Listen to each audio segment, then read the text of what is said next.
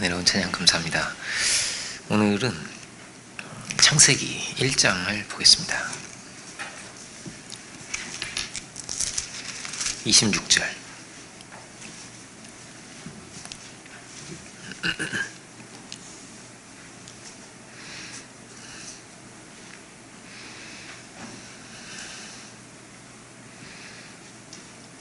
창세기 1장 26절. 하나님이 이르시되, 천신 줄로 알고 제가 봉독하겠습니다. 하나님이 이르시되 우리의 형상을 따라. 우리 한 절이니까 함께 읽어볼까요? 한 절은 창세기 1장 26절입니다. 하나님이 이르시되 우리의 형상을 따라 우리의 모양대로 우리가 사람을 만들고 그들로 바다의 물고기와 하늘의 새와 가축과 온 땅과 땅에 기는 모든 것을 다스리게 하자 하시고. 아멘. 그리고 로마서 5장을 보겠습니다.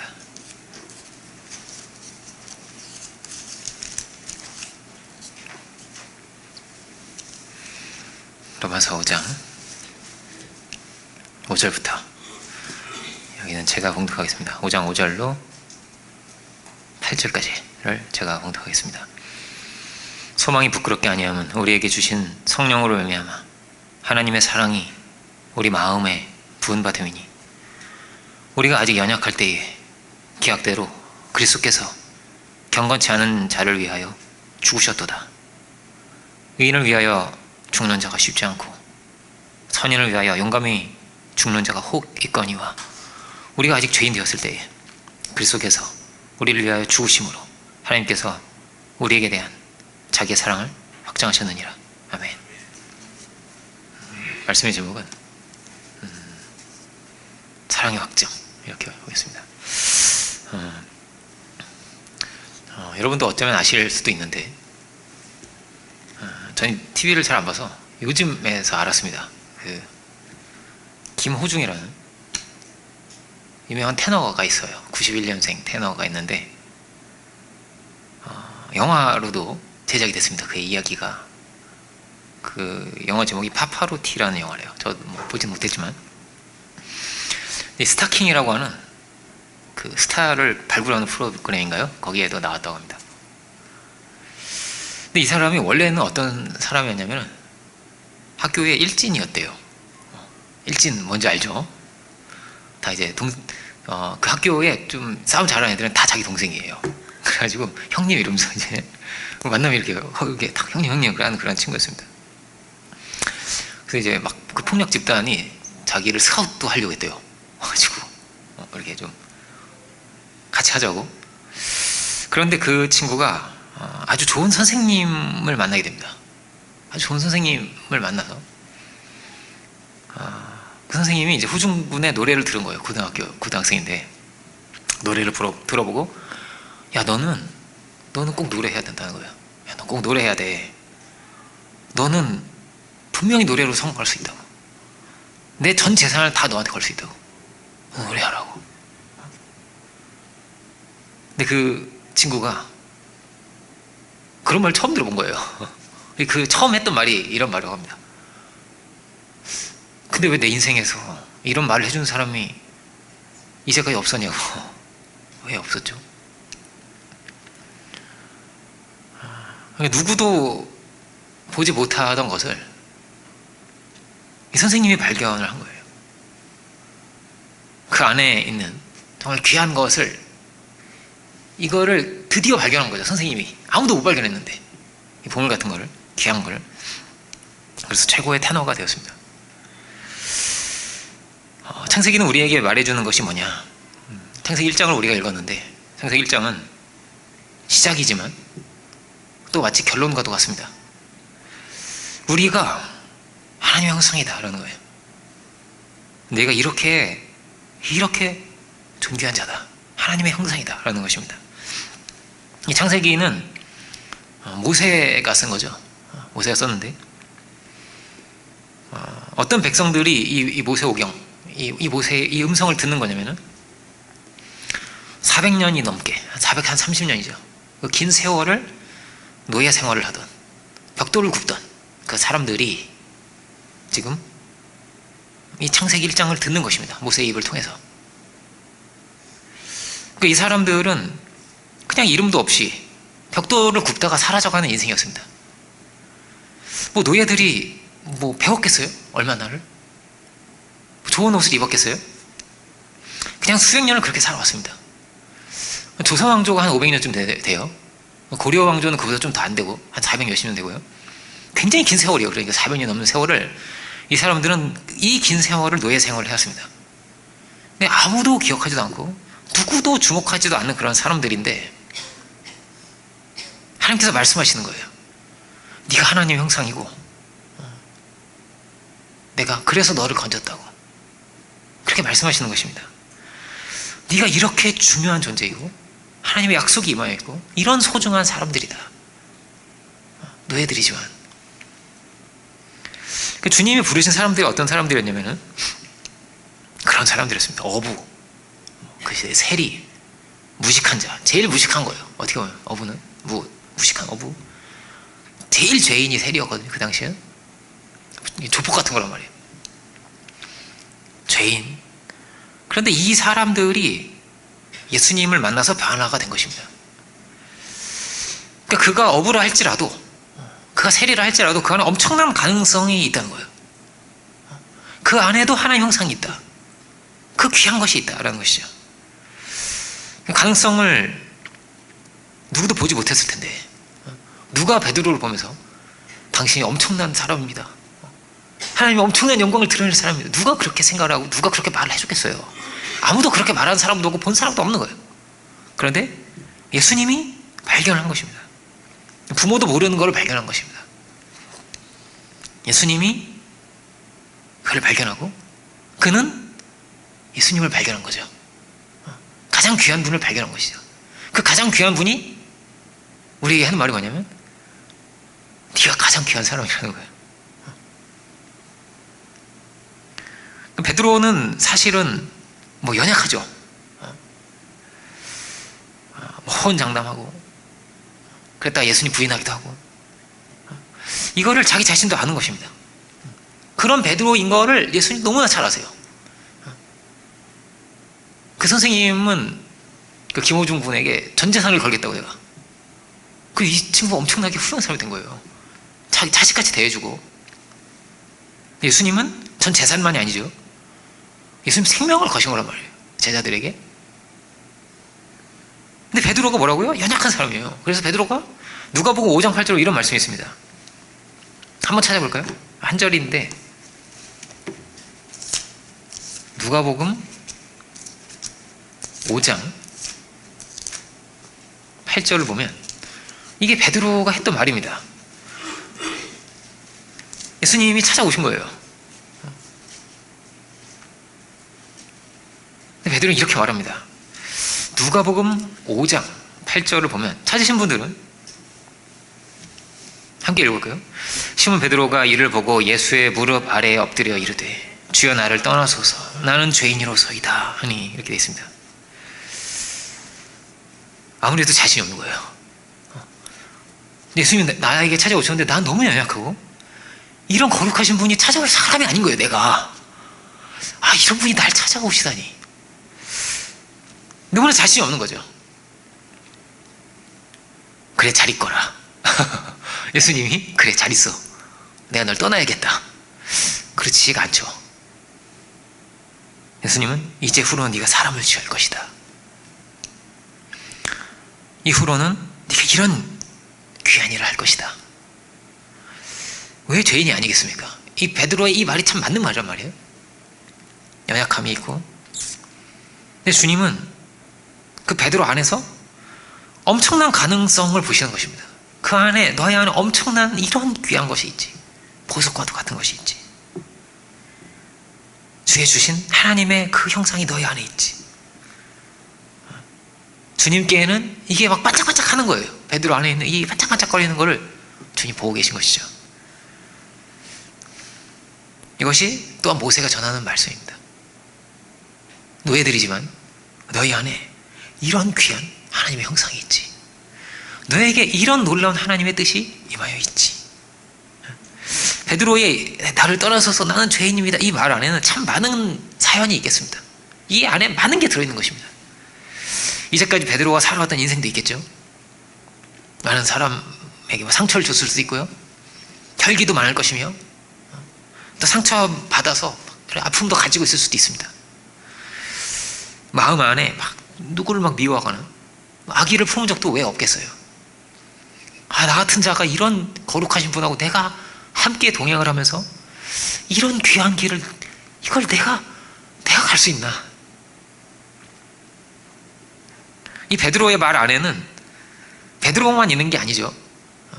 모세도 하나님이 모세를 찾아오니까 전 혀도 둔하고 전 아니라고. 네 이놈. 하나님께서 그래서 글을 쓰시죠. 하나님께서 모세를. 왜 나 같은 사람 찾아오셨을까? 왜?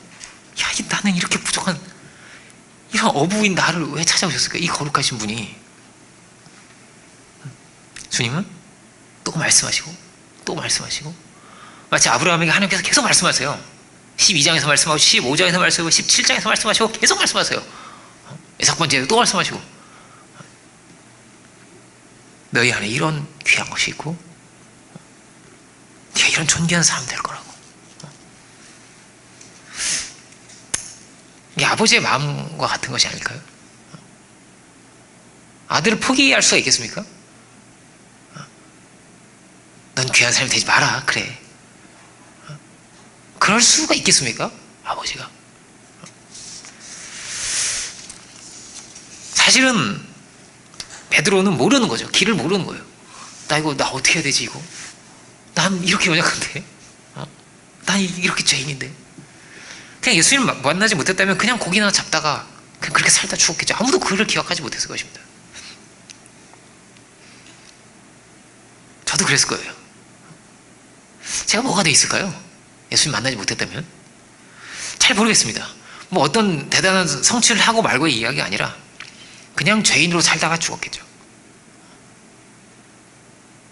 미워하고 싸우고 길을 모르는 것입니다.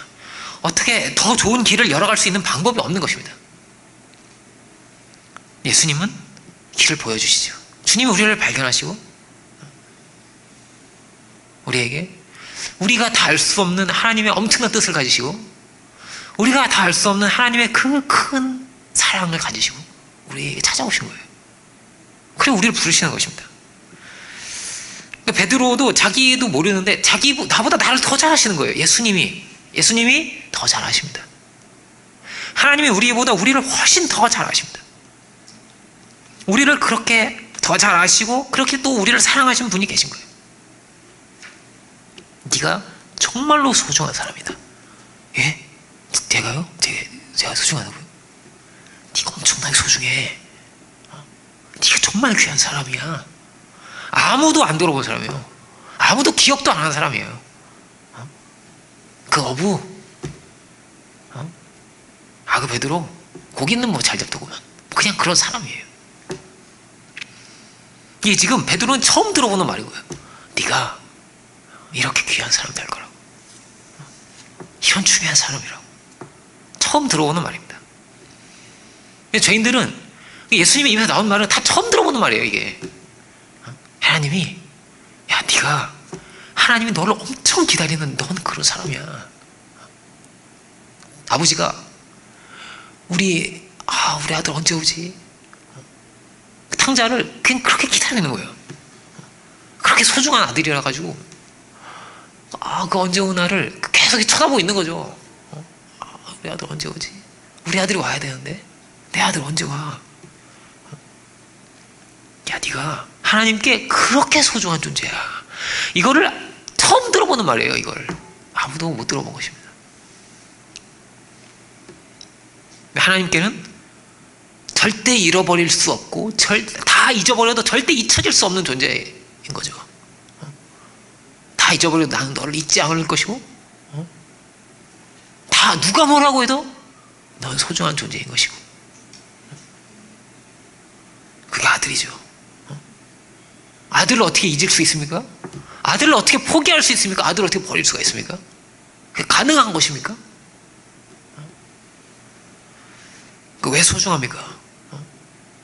왕도 한 문화를 받고 노예도 한 문화를 받은 게 인생이라는 거예요. 하나님 말씀, 주님 말씀이 어떻게 이렇게 똑같습니까? 왕과 노예가 가장 유능해서 누구나 다 부러워하는 그도 한 문화고 모두가 다 혀를 차고 한심해하는 그 사람도 한 문화라고. 왜냐하면 하나님께는 그가 소중한 존재이기 때문에, 그가 하나님의 형상이기 때문에, 그가 아들이기 때문에 그 노예들이 이 역사를 바꾼 것이죠. 그 죄인이 이 역사를 바꾼 것이죠. 그 안에 귀한 것이 정말로 드러나게 된 것이죠. 소중한 건 어떻게 다뤄야 됩니까? 소중한 거는 소중하게 다뤄야 되는 거잖아요. 정말 소중하게 다루는 거죠. 함부로 하지 않는 거잖아요. 그러니까 어떤 사람이 욕을 잘하는 사람이 있다고 생각해 보세요. 막 욕을 엄청 잘해요. 막 싸움도 막 잘하고. 그래도요, 자기 어린 아들이 막 욕을 하잖아요. 만약에. 그럼 가슴이 철렁한 거예요. 하면 안 되는데. 자기는 막 해. 자기는 막 쌍욕도 막 해도 그 조그만 아들이 막 그렇게 똑같이 하면 이러면 안 되는데 얘가 있는 거란 말이에요. 누구나. 왜냐하면 얘는 소중하니까. 얘 입은 더럽혀지면 안 되니까. 혹시나 얘가 그렇게 가면 안 되는, 그렇게 갈 수 없는, 그렇게 하면 안 되는데 이런 게 있는 거란 말이에요. 부모는 혹시나 자존심 상하면 어떡하나, 그런 기억이 있습니다. 제가 저희 집이 어려웠어요. 제가 중학교 때, 고등학교 때 굉장히 힘든 형편인데 용돈을 주시는 거예요, 저에게.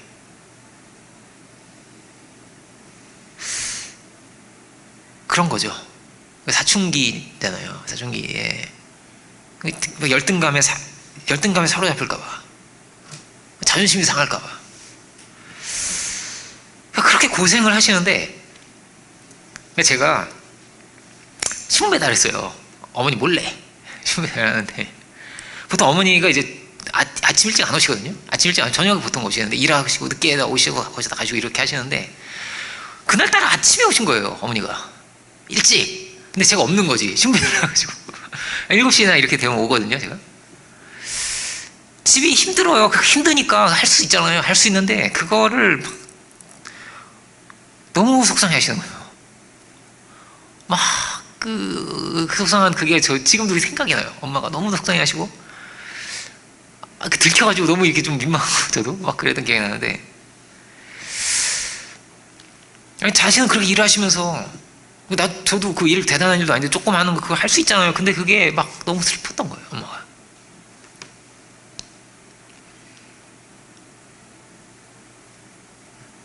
그렇게 자녀를 소중하게 여기듯이 주님은 그렇게 말씀하시죠. 내가 악할지라도 자식한테 좋은 거를 줄 알지 않냐고. 자식한테 좋은 걸 주려고 하지 않냐고. 우리가요, 그렇게 소중한 사람들인 거죠. 그렇게 소중한 사람들이었던 것이죠. 하나님은 포기가 없습니다. 하나님 포기할 수가 없습니다. 아담과 하와가 딱 둘이만 있잖아요. 세상에 한 사람밖에 없어요. 아담한테 하와밖에 없어요. 하와한테는 아담밖에 없어요. 그죠? 한 사람밖에 없는 거란 말이에요. 마치 그런 것처럼 주님이 우리를 그렇게 여기신 것입니다. 다른 게 없어요. 그렇게 사랑하신 것이죠. 이 사랑이 있다. 왜 소중합니까, 우리가? 이 인생이? 그래서 소중합니다. 사랑의 주님께서 우리를 그렇게 소중하게 여기시는 분이 계신 것이죠. 주님은 어떻게든 일으키려고 하세요. 어떻게든 씻겨서 어떻게든 다시 일으켜 세워서 그렇게 가려고 하세요. 베드로는 말합니다. 전 안 될 것 같아요. 전 못할 것 같아요. 이렇게 말할 수가 있습니까? 뭐라고? 아버지는 포기가 없다니까요?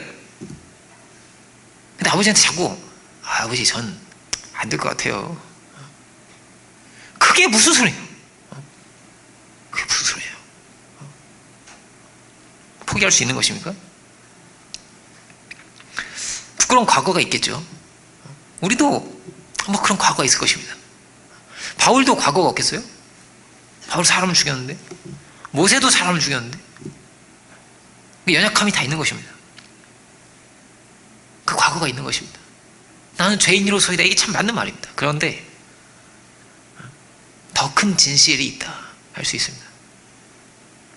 사랑이 하나님이 계시다는 것이죠. 하나님이 그를 사랑하시고, 하나님이 그를 능력으로 붙들고 계시고, 하나님이 그를 인도해 가시기를 원하시는 것이죠. 이 타락의 세계라는 건 뭐냐? 창세기 3장 4장이 우리에게 말해주는 것은 그런 것입니다. 저주 아래 있다고. 죄와 사망 아래서 가시와 엉겅퀴가 나는 이 세계 속에서 그렇게 사는 것입니다. 사단의 권세 아래, 죽음 아래 있는 것이죠. 아담과 가인의 이야기가 그렇습니다. 가인이 아우를 죽이고 도망치죠. 남은 그의 삶은 뭘까요? 그 이후의 삶에 뭐 기록이 없어요. 가인의 삶은 저주 아래 놓인 삶이죠. 긴 인생을, 평생을 마치 벌을 받듯이 그렇게 살아온 거죠. 살아간 거죠. 그러니까 말하자면 이런 거예요. 밥을 먹어도 죄인이고, 생일이 되어도 살인자의 생일이란 말이에요. 뭐 죄인이고. 그럼 우리가 이것을 알아야 되는 것이죠.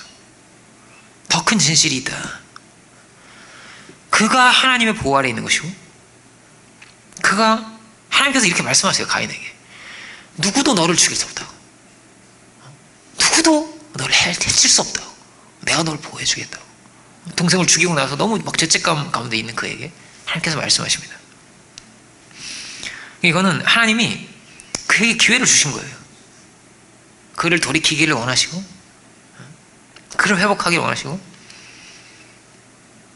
우리도 연약함이 다 있습니다. 과거가 있습니다. 스데반을 죽인 거잖아요. 사도 바울이. 마치 가인이 아벨을 죽였듯이. 어떻게 보면 바울도 가인이에요. 바울도. 그 은혜로운 천사의 얼굴이죠. 스데반 그렇게 써 있습니다. 성경에. 천사의 얼굴 같다고. 그 천사의 얼굴을 한 사람을 그렇게 죽여버린 거란 말이에요. 명백한, 분명한 그런 죄인입니다. 우리가 다 그렇습니다. 그런데 더 중요한 사실이 있습니다. 그런 베드로를 주님이 찾아가셨습니다. 그런 우리를 주님이 찾아오셨습니다. 주님이 그를 보호하십니다. 그런데 자꾸 베드로가 심심하면 이 말을 한다고 생각해 보세요. 저는 죄인입니다. 저를 떠나세요. 그 다음날 또 얘기해. 주님, 죄인입니다. 저를 떠나세요. 그래서 안 되는 거죠. 그럴 수 없는 거란 말이에요. 연약함이 있죠. 죄인인 게 맞죠. 그런데 절대 그 한 면만을 봐서 안 됩니다. 자꾸 그거에만 갇혀서 절대 안 됩니다. 우리가 자꾸 스스로를 저주하는 거죠. 전 안 될 놈이라고. 주님, 전 안 될 놈이에요. 저한테 기대하지 마세요. 자기를 저주하는 거죠. 그러면 길이 없죠. 그러면 가인은 길이 없었습니다. 가인은 그 수백 년의 그 긴 세월이 형벌의 시간이 되었어요. 그냥 형벌. 기회가 되지 못했습니다. 그냥 죽지 못해 사는 거죠. 뭐 그 선의 길로 그가 돌이키지를 못했어요. 왜 하나님께로 돌아가지 못했을까? 그 여호와 앞에 낯을 떠났다고요. 4장 16절 보면 창세기. 하나님을 떠났단 말이에요. 그가 왜 돌아오지 못했을까요? 왜? 롯도 그랬죠.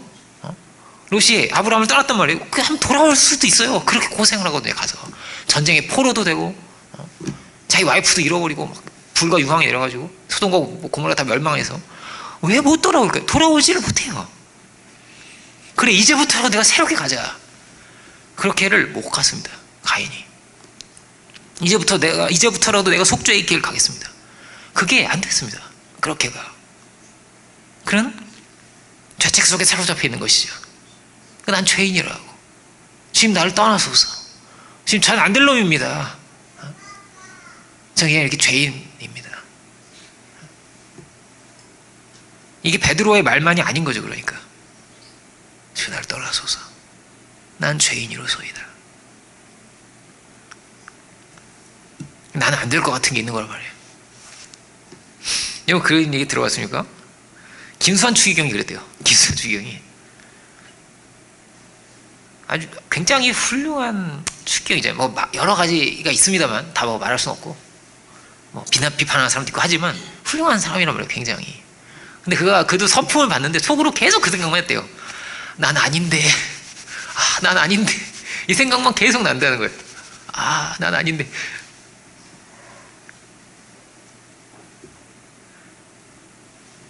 가인은 하나님 떠난 거죠. 평생 유리하는 삶을 산 것이죠. 노 땅이 그런 가인이 거했던 땅의 이름이 유리한다는 뜻이에요. 방황한다, 유리한다 이런 뜻이거든요. 유리하는 자로 살게 된 것이죠. 주님께로 돌아왔어야 됐을 텐데.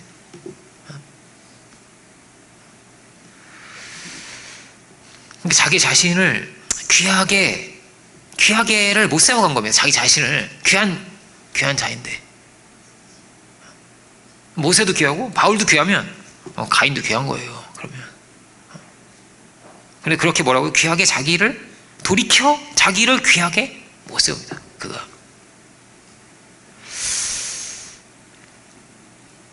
가인도 귀한 거라니까요.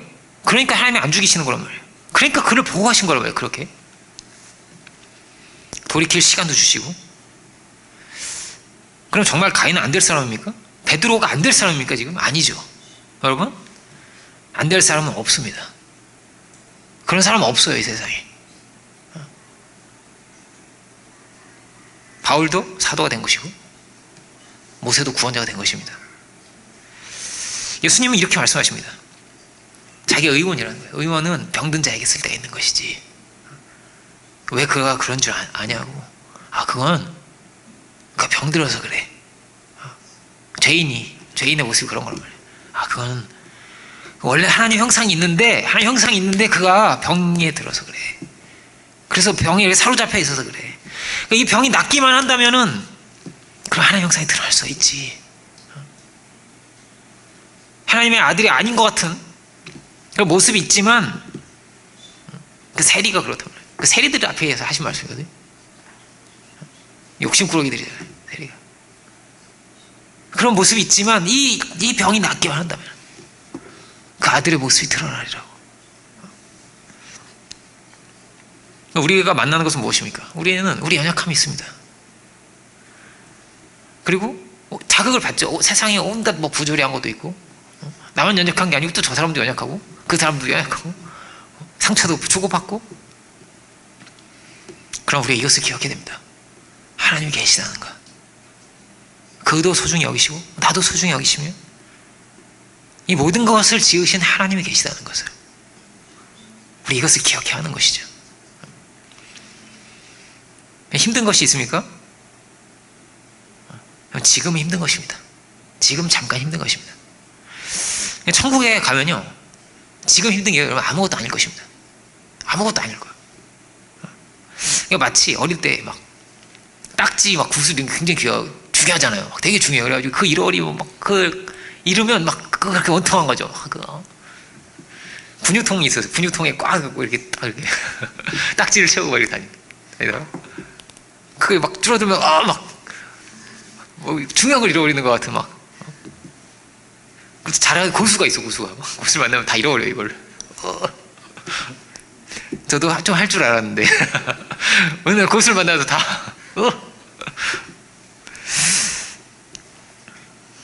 지금 우스운 거죠. 지금 그게 웃긴 거 아무것도 아닌 거잖아요. 여러분 천국 가면요 지금 우리가 이런 게 아무것도 아니에요. 그런 게 아무것도 아니에요. 하나님은요 야 네가 소중해. 네가 소중한 존재야. 엄청나게 소중한 존재야 나에게. 그런 분입니다. 저는 이런 연약함이 있는데요. 저는 이런 죄도 있고 이런데요. 마치 뭐가 같냐면은 엄마가 예쁜 옷 사준 거예요. 예쁜 옷 사줬는데 그 옷을 다 망가뜨린 거야. 다 찢어먹고 해가지고 그래가지고 울고 있는 거예요. 난 이거 망가뜨린 애야. 나 이거 망가뜨렸어. 망가뜨린 애야. 이러고 있는 거예요.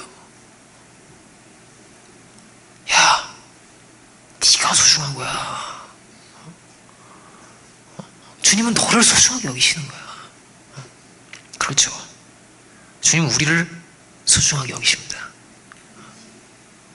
옷이 망가졌니? 야, 그거 내가 고쳐줄게. 야, 내가 그 옷 빨아줄게. 야, 걱정하지 마. 내가 너 새 옷도 줄 거야. 새 옷 줄 거야. 영원히 낡지도 않고 영원히 망가지지도 않는 영원한 옷을 내가 너한테 줄 거거든. 조금 있으면. 걱정하지 마. 아무 염려도 하지 마. 그거 아무것도 아니야. 이게 부활신앙이에요. 이게.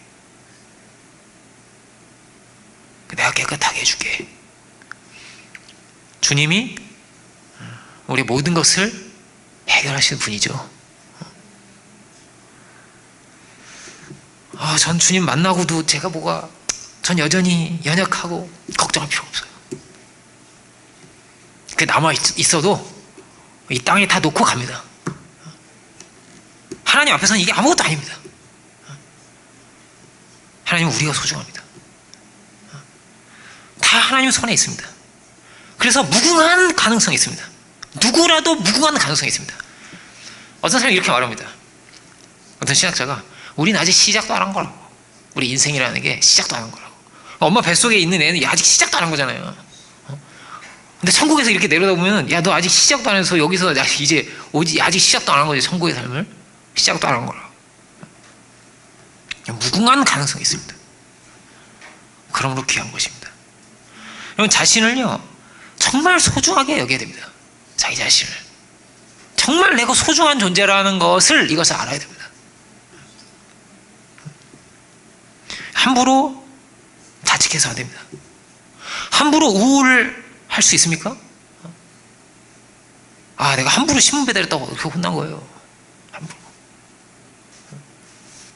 함부로? 그러면요 나는 그냥 한다고 이렇게 한 건데 그걸 그렇게 속상해 하시는 어머니가 있었던 거예요. 그렇게 속상해 하시는 거예요. 함부로 자책하고 함부로 우울해하면 안 돼요. 그렇게 속상한 분이 계신 거예요. 그 내 옷 망가졌다고 나 나쁜 애야 이러고 있으면 안 된단 말이에요. 우리는 다 그 사랑의 하나님 안에 있어요. 그 하나님과 다 연결되는 거예요. 우리가 주님께서 우리에게 주시는 가장 큰 계명은 사랑이에요. 사랑의 계명입니다. 마음을 다하고 뜻을 다하여 목숨을 다해 내 주 하나님을 사랑하고 너의 이웃을 너의 몸처럼 사랑하라고. 너의 이웃을 너의 몸처럼 사랑하라고 이렇게 되어 있습니다. 이 두 가지가 온 율법과 천지의 강령이라고. 어떻게 그렇게 사랑할 수가 있죠? 자기 몸처럼 어떻게 사랑할 수가 있죠? 근데 먼저 그렇게 자기 몸처럼 사랑하신 분이 계세요. 우리보다 우리를 더 잘 알고 뭐라고요? 우리보다 우리를 더 사랑하신 분이 계세요. 마치 자기 자신처럼 그렇게 사랑하신 분이 계세요. 그 사랑의 하나님이 우리 아버지이시고 이 세계를 지으신 분이세요. 그러니까 이 계명이 있죠. 사랑해라. 하나님 사랑, 이웃 사랑해라. 이 계명보다 먼저 하나님의 사랑이 먼저 있습니다. 하나님 사랑이 먼저 있고 이 계명도 있는 것입니다. 근데 말씀이 그래요. 여러분, 최고 사랑할 수 있는 게 뭐냐면 자기 몸처럼 사랑하는 게 최고 사랑하는 거예요. 그죠? 자기 몸처럼 사람을 사랑할 수 있으면 상대방을 혹은 아내를 친구를 사랑할 수 있으면 자기 몸처럼 사랑할 수 있으면 그게 최고의 사랑이란 말이에요. 그러면요 이렇게 생각을 해보세요. 최고 사랑할 수 있는 게 뭐냐면 내가 내 몸 사랑하는 것만큼 사랑할 수 있는 거예요. 최고 사랑하는 게 자기를 존중하는 만큼 그를 존중할 수 있어요. 자기를 소중하게 여기는 만큼 그도 소중하게 여길 수가 있어요. 왜 자해하고 있을까요? 왜 굴 속에 들어가 있을까요? 왜 그 가 있는 그 성 속에 들어가 있어요? 성에 들어가지고 뭘 하고 있었는지 모르겠어요. 자기 세계 안에 이렇게 들어가죠. 돈 불치라고 사는 거예요. 자학인지 죄인이라서 그렇습니까?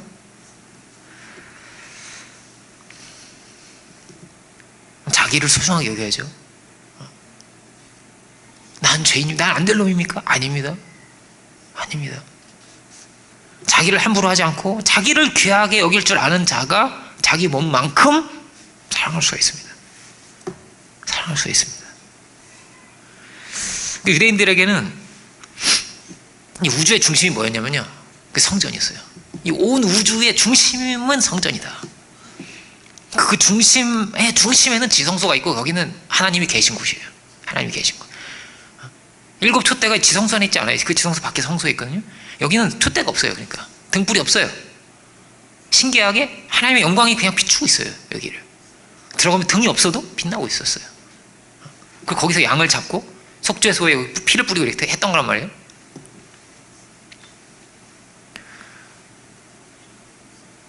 그 우주의 중심에 하나님이 계시다. 그런데 이것이 주님이 말씀하시죠. 주님이 성전이시고 또 뭐냐면 우리가 성전이라는 거예요. 우리의 가장 깊은 중심에 뭐가 있냐면은 하나님이 계신 자리 있고 하나님을 만나는 자리가 있다는 거예요. 이걸 어떻게 말하면 양심이라고도 할 수 있습니다. 가인은 걸리는 그 양심이 아닌 것 같아요. 여러분, 죄 짓고 잘 사는 거 같죠? 절대 그렇지 않아요. 속에 우리 의식할 수 없을 수도 있어요. 근데 있어요, 이게 우리 안에.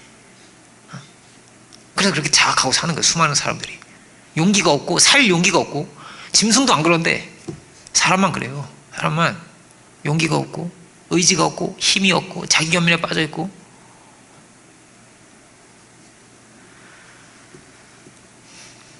이 사람의 가장 깊은 곳에 뭐가 있습니까? 그 하나님 만나는 자리가 있다. 하나님 만나는 자리가. 지성소에 뭐가 있는 줄 압니까? 그 속죄소가 있어요. 죄를 씻어주는 곳이 있어요. 하나님의 은혜가 임해서, 하나님의 성령이 임해서, 그 사랑이 임해서 우리의 죄가 씻겨진다. 하나님께서 우리를 그렇게 부르신다는 것입니다. 내가 너를 사랑하노라고. 네가 이렇게 소중하다고. 내가 너를 지었다. 내가 너를 절대 버릴 수 없고 버리지 않을 것이고, 내가 영원히 너를 지켜줄 것이고, 내가 너와 함께 할 것이라. 네가 나를 잊어도 나는 너를 절대 잊지 않을 거라고. 영원하신 하나님께서. 우리가 이 음성을 듣고 살아야 됩니다. 내 아들아, 내 딸아, 내가 너를 사랑한다고. 내가 너를 사랑한다고. 그 음성을 듣고, 지성소가 있으면요, 이게 있어요. 이걸 뭐라고 하는데? 천막이라고 하는데? 이게 있어요.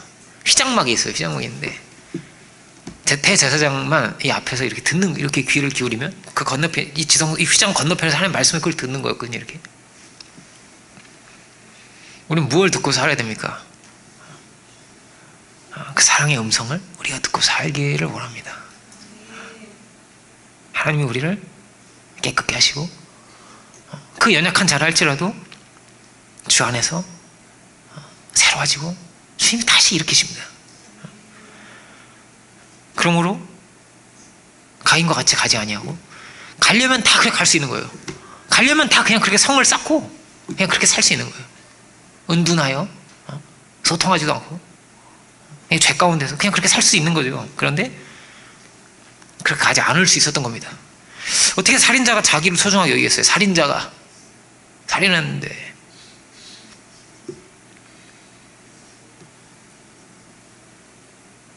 어떻게 그럴 수 있습니까? 하나님 말씀하시기 때문입니다. 그래도 네가 소중하고, 그래도 내가 너를 붙들 것이며. 이렇게 하나님의 그 사랑의 음성이 넘치게 있는 거예요. 성경에는 그 사랑이 확증되어 있습니다. 변개할 수도 없고 변하지도 않아요. 하나님 사랑이. 근데요, 마귀가 귀를 막아요. 이렇게 못 듣고 안 듣고 자기 연약함에 갇혀서 자꾸 뭐라고 말하냐면, 난 죄인인데, 나 안 될 것 같은데.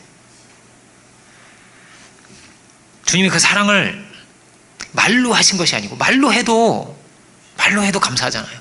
내가 너를 정말로 사랑한단다, 죽도록 사랑한단다. 말로 하신 게 아니죠. 주님은 죽음으로 말을 하신 거죠. 죽음으로 그 사랑을 그렇게 전하신 거죠. 마치 도장을 찍은 것 같죠. 어떻게 변개할 수도 없고 바꿀 수, 이미 사건이에요. 이게 바꿀 수 없는, 변개할 수 없는 일이 일어난 것이죠. 우리를 자유케 하시고자, 우리를 살리시고자 이렇게 씻으시고 우리를 이렇게 어떻게든 일으켜 세우시고자 생명도 다하신 것이죠. 주님은. 그리고 누가 살았습니까? 베드로가 산 거예요. 그래서 주님은 죽으셨는데 베드로가 산자가 된 것입니다. 그 세리가 산자가 된 것입니다. 하나님의 사람이 된 것입니다. 깨끗한 자가 된 것입니다. 그가 변화된 것입니다. 그 사랑으로. 우리가 이렇게 생각하시기 바랍니다. 그래도 내가 엄청 소중하구나. 그래도 그가 엄청 소중해요. 이것을 우리가 기억하기 원합니다. 그래도 소중합니다. 여러분, 이게 진리입니다. 이걸 어떻게 변개할 수 있는 방법이 없습니다. 마귀가 아무리 정죄라고 뭘 해도 방법이 없습니다. 주님이 죽으셨습니다. 그 사실을 바꿀 수가 없습니다. 주님이 다시 사셨습니다. 그걸 바꿀 수가 없습니다. 그 부활의 주님이 죄인을 또 다시 찾아가셨어요. 그를, 나를 떠나서서 했던 자를, 그 도망친 자를 다시 찾아오셨습니다. 주님이요, 포기가 없어요. 포기가. 어떤 맹인이 자녀를 입양해서 키우는데 얘도 맹인인 거예요. 맹인이에요. 근데 얘가 지적 장애가 너무 심한 거예요. 그래가지고 어느 정도냐면은 엄마 아빠도 거의 못하고 완전 애기와 같은 거예요. 그래서 20살이 넘었는데도 기저귀를 갈아야 돼요. 20살이 넘었는데도. 그리고 한 번씩 엄마 아빠의 머리채를 잡는 거지, 얘가. 20살이 넘었는데 큰 애인데 등치가 커요, 여자인데도. 근데 부모가 막 자랑을 하는 거예요. 딸 자랑을 하는 거예요. 얘가 참 이렇게 사랑스럽다고. 얘가 디플로마 있다고. 얘 졸업장 있다고. 얘가 그 초등학교 이 졸업장도 있고 이것도 있고 무슨 어떻게 상을 받았는지 뭐 상장도 있고 뭐 이런 거예요. 그러면서 얘가 얼마나 열심히 했는지 모른다고. 뭘 열심히 했겠어요. 근데 막 자랑을 하는 거예요. 이 부모가 대견한 거예요. 얘가 여기까지 와준 게 너무 고마운 거예요. 얘가 그를 향한 막 이 사랑이 있으니까.